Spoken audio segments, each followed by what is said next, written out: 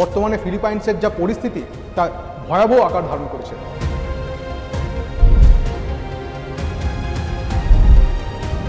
বিক্ষোভকারীদের অভিযোগ যে সেই প্রকল্পের টাকা আত্মসাৎ করেছে সরকার, অর্থাৎ দেশের আইন প্রণীতরা। নমস্কার, সিএন ডিজিটালের নতুন অনুষ্ঠান বিয়ন্ড বর্ডার্সে আপনাদের সবাইকে স্বাগত। আমি অর্ণব রয়েছি আপনাদের সঙ্গে। নেপাল, শ্রীলঙ্কা, বাংলাদেশের পর এবার কি তবে ফিলিপাইন্স? নেপালের আজ কি পড়তে চলেছে ফিলিপাইন্সে? কেন বলছি এ কথা? কারণ এই প্রসঙ্গ উঠছে, আর প্রসঙ্গ ওঠাটাই তো স্বাভাবিক। কারণ দুর্নীতি বিরোধী আন্দোলনে ক্ষোভের আগুনে জ্বলে উঠেছে ফিলিপাইন্স। বর্তমানে ফিলিপাইন্সের যা পরিস্থিতি তা ভয়াবহ আকার ধারণ করেছে। রাজধানী ম্যানিলা সহ ফিলিপাইনের একাধিক রাস্তা বিক্ষোভকারীদের দখলে। বিক্ষোভকারীদের প্রতিবাদ দেখাচ্ছে, আন্দোলনের সৃষ্টি হয়েছে, কার্যত পুলিশের সঙ্গে সংঘর্ষ সৃষ্টি হয়েছে। সূত্র মারফত খবর, পুলিশের সঙ্গে সংঘর্ষ হবার ফলে প্রায় 72 জন বিক্ষোভকারীকে গ্রেপ্তার করেছে পুলিশ। তার পাশাপাশি পুলিশের কাঁদানে গ্যাস, জলকামান ছুড়েছে বিক্ষোভকারীদের উপর, এবং বিক্ষোভকারীদের সংঘর্ষে প্রায় 40 জনের মতো পুলিশ গুরুতর জখম হয়েছে বলা যায়। কিন্তু কেন এই বিক্ষোভ, কেন এই প্রতিবাদ, কেন এই আন্দোলন? আসছি সেই কথায়। কারণ ফিলিপাইন্স আমরা সবাই জানি বিশ্বের প্রাকৃতিক দুর্যোগপূর্ণ দেশগুলির মধ্যে ফিলিপাইন্স অন্যতম। সেখানে প্রায় সারা বছরই বন্যা, টাইফুন, টর্নেডোর মতো ঘটনা ঘটতেই থাকে। তাই সেখানে সরকারের পক্ষ থেকে বিভিন্ন প্রকল্প, বন্যা বাস্তবায়ন করার প্রকল্প, বন্যা নিয়ন্ত্রণ করার প্রকল্পর আশ্বাস দেওয়া হয় এবং কাজ করা হয়। ঠিক 2022 সালে যখন বর্তমান যে সরকার রয়েছে, যে প্রেসিডেন্ট রয়েছে মার্কোস জুনিয়র, 2022 সালে ক্ষমতায় আসে, এবং 2022 সালে ক্ষমতায় আসার পর সে দেশের নাগরিকদের কি আশ্বাস দিয়েছিল? যে সে দেশের নাগরিকদের আশ্বাস ছিল যে আমি ক্ষমতায় এসেছি, এরপর থেকে যে বন্যার সমস্যার সম্মুখীন হতে হয় এদেশের নাগরিকদের, যে টাইফুন, টর্নেডোর মতো ঘটনা ঘটতে থাকে, আহত নিহতর সংখ্যা বাড়তে থাকে, সেইগুলো আর সেভাবে কিছু ঘটবে না।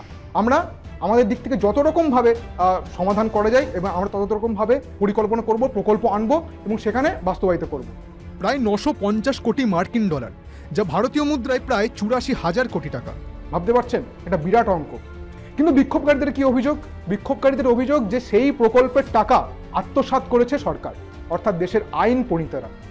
কারণ এই প্রকল্পের টাকা শুধু কাগজে কলমেই বাস্তবায়িত হয়েছে, বাস্তবে তার কোনো অস্তিত্বই খুঁজে পাওয়া যায়নি। এই অভিযোগ তুলেছে বিক্ষোভকারীরা, এবং সে দেশের ছাত্র, যুব আন্দোলন, তরুণ সমাজরা এই বিক্ষোভে সামিল হয়েছেন। বিভিন্ন দিন থেকে এই ক্ষোভের আগুনে তারা ফুঁসছিল, তার বহিঃপ্রকাশ ঘটেছে এতদিন। তারা যে অভিযোগ করছে বিক্ষোভকারীরা যে সরকার এই টাকা, আমাদের 950 কোটি মার্কিন ডলার, যা ভারতীয় মুদ্রায় 84,000 কোটি টাকা, যে কাগজে কলমে তুলে রেখেছে সেটা কিন্তু আদৌ প্রকল্পে বাস্তবায়িত হয়নি। আমাদেরকে আশ্বাস দেওয়া হয়েছিল, বিক্ষোভকারীদের অভিযোগ, আমাদেরকে আশ্বাস দেওয়া হয়েছিল যে বন্যার যাতে কোনো রকম সমস্যার সম্মুখীন না হয়, যাতে আহত নিহত সংখ্যা না বাড়ে, যাতে সে দেশের নাগরিকদের যাতে কোনো সমস্যা না হয় সেদিকে সরকার দেখবে। কিন্তু এই প্রকল্পের টাকা সরকার কাজের কাজ কিছুই করেনি, তাদের নিজেদের পকেটে ঢুকিয়েছে, আত্মসাৎ করেছে। এই অভিযোগ তারা দীর্ঘদিন ধরেই তুলে আসছে, এবং এরকম একটা পরিস্থিতির যে ঘটনা সৃষ্টি হতে পারে সেই আস্থা দীর্ঘদিন ধরেই পেয়েছিলেন। সাম্প্রতিক সময়ে সেই ঘটনা, সেই ক্ষোভের আগুন জ্বলে উঠছে ফিলিপাইন্সে। ম্যানিলা সহ ফিলিপাইনের বিভিন্ন রাস্তায় এখন প্রতিবাদীদের বিক্ষোভ সৃষ্টি হয়েছে। একদিকে প্রতিবাদী আন্দোলন বিক্ষোভকারীরা তারা যে অভিযোগ করেছে সেই দাবিতে যখন তারা উত্তাল হয়ে উঠেছে, পাশাপাশি নিরাপত্তা বাহিনী সেই আন্দোলন ঠেকাতে তৎপর। কার্যত ফিলিপাইনের বিভিন্ন রাস্তা যুদ্ধক্ষেত্রে পরিণত হয়েছে। সরকার কি আশ্বাস দিয়েছে? সরকারের কি প্রতিক্রিয়া? খুব চাপ। মার্কোস জুনিয়র যে আশ্বাস দিয়েছেন, যে তারা বলছেন যে এরকম ঘটনা আমরা অস্বীকার করছি না। বন্যার সম্মুখীন যে হচ্ছে, বিভিন্ন টর্নেডো, টাইফুন, প্রাকৃতিক দুর্যোগের সম্মুখীন যে ঘটনা ঘটছে ফিলিপাইন্সে, তা আমরা অস্বীকার করছি না। কিন্তু তার পাশাপাশি এটাও দেখতে হবে আমরা কাজের কাজ করেছি। কিন্তু অভিযোগকারীরা কি বলছে? যে সরকার আদতে কোনো কাজের কাজ করেনি। যে 950 কোটি মার্কিন ডলারের কথা তারা বলেছিলেন, সেই টাকা যদি তারা বাস্তবায়িত করতো, সেই প্রকল্প যদি বাস্তবায়িত হতো, বন্যা নিয়ন্ত্রণ প্রকল্প যদি বাস্তবায়িত হতো, তাহলে কিসের এত সমস্যা? তাহলে ফিলিপাইন্সে দিন দিন তাহলে যে সমস্যা বেড়ে উঠছে, যে নগরায়ণ প্রকল্পের যে উঁচু নিচু বাঁধ যে জলের তরে ভেসে যাচ্ছে, সেখানকার মানুষের যে পরিস্থিতির সৃষ্টি হয়েছে দুর্যোগপূর্ণ, ফিলিপাইন্সের প্রত্যেকটি রাস্তা এখন বন্যার নদীর মতো সৃষ্টি হয়েছে, তাহলে সেইগুলো সৃষ্টি হতো না।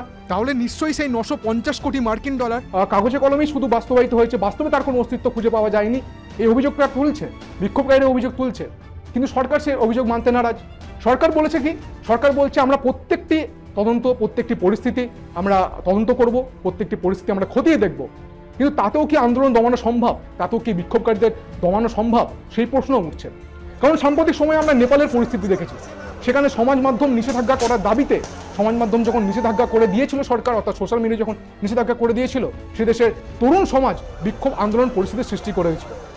এক প্রকার গণবিক্ষোভের চাপে পড়ি নেপালের তৎকালীন প্রধানমন্ত্রী কেপি শর্মা ওলি পদত্যাগ করতে বাধ্য হন। ঠিক তারপরেই সে দেশের হাল ধরেন অন্তর্বর্তী প্রধানমন্ত্রী হিসেবে হাল ধরেনকে সে দেশের সুপ্রিম কোর্টের প্রাক্তন প্রধান বিচারপতি সুশীলা কার্কি। ঠিক তার আগে আমরা অগাস্টেও দেখেছি বাংলাদেশে গণ অভ্যুত্থান গণবিক্ষোভের আন্দোলনে চাপে পড়ে শেখ হাসিনা, তৎকালীন প্রধানমন্ত্রী শেখ হাসিনা দেশ ত্যাগ করতে বাধ্য হয়েছিলেন। তারপর ইউনিট সরকারের জামানা সৃষ্টি হয়। শ্রীলঙ্কাতেও সে একই ঘটনা ঘটেছে। পাশাপাশি যদি আমি আরেকটু যদি অতীতের দিকে যাই, ক্ষোভের আগুনে ইন্দোনেশিয়াও জ্বলে উঠেছে। সেখানে যে সরকার বিরোধী যে আন্দোলন তৈরি হয়েছে, ইন্দোনেশিয়াতেও সেই ক্ষোভের আঁচ পড়েছে। তাই আমরা নেপাল দেখেছি, বাংলাদেশ দেখেছি, শ্রীলঙ্কা দেখেছি, ইন্দোনেশিয়া দেখেছি। এখন কূটনৈতিক মহলে প্রশ্ন উঠছে যে সেই আজ কি, সেই গণবিক্ষোভের আজ কি, বিক্ষোভকারীরা যে আজ পরিস্থিতির সৃষ্টি করেছে সেই আজ কি আবার ফিলিপাইন্সও গড়ে উঠবে? ফিলিপাইন্সও কি আবার পরিস্থিতির সৃষ্টি হবে? কারণ ফিলিপাইন্সে যদি সরকার বিরোধী আন্দোলন যদি দিন দিন চরম থেকে চরমতম মাত্রা আকার ধারণ করে, সেই ক্ষেত্রে কিন্তু পরিস্থিতি আরো ভয়াবহ আকার ধারণ করবে। এটা কিন্তু কূটনৈতিক মহলে প্রশ্ন উঠছে। কারণ অভিযোগকারীদের দাবি কি? বিক্ষোভকারীদের দাবি হচ্ছে যে টাকা, যে 950 কোটি মার্কিন ডলার সরকার আশ্বাস দিয়েছিলেন প্রকল্প বাস্তবায়িত করা হবে, সেই টাকা তারা বাস্তবায়িত করেনি। তাই আমরা চাইছি সেই টাকার পুরোপুরি সম্পূর্ণ হিসেব আমাদেরকে দিক, পুরো ঘটনার তদন্ত হোক, পুরো ঘটনার পূর্ণানুপুঙ্খ তদন্ত হোক। আমরা সেই তদন্তের দাবি চাইছি। সরকার কি আদৌ টাকার হিসেব দেবে? সরকার কি আদৌ সংস্কারের পথে হাঁটবে? বিক্ষোভকারীদের দাবিকে তারা মেনে নেবে? অবশ্যই সেই দিকে নজর রয়েছে। কারণ আমরা কেউই চাই না যে ফিলিপাইন্স একটা বাংলাদেশ, নেপাল বা ইন্দোনেশিয়ার মতো পরিস্থিতির সৃষ্টি হবে। সেদিকেই নজর রয়েছে আমাদের। নজর রাখুন অবশ্যই আপনারা। আজকের বিয়ন্ড বর্ডার্স প্রোগ্রামে এতটুকুই।